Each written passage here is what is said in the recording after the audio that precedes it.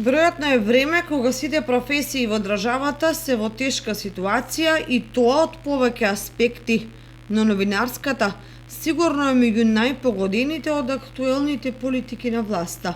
Најсилниот доказ за тоа е повикот упатен до читателите за финансиска подршка на порталот Слободен печат.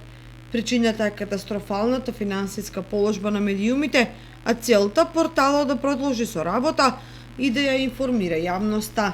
После ова јавно молење за помош од страна на одговорни во портал, сама по себе се наметнува прашањето како ли обстануваат и како функционираат традиционалните електронски медиуми, како телевизија и радија, кои според сите показатели се во уште потешка ситуација, бидејќи државата и општините ги оставија како риби на суво кога е во прашање финансирањето, а ги бараат и ги викаат кога треба да и се обратат на јавноста, односно да се испофалат за своите политики кон граѓаните. Тие набавуваат или произведуваат значително поскапа програма, располагаат со скапа опрема, ангажираат повеќе вработени за да одговорат на информативно забавните потреби. Но на кого му зборуваме или пишуваме?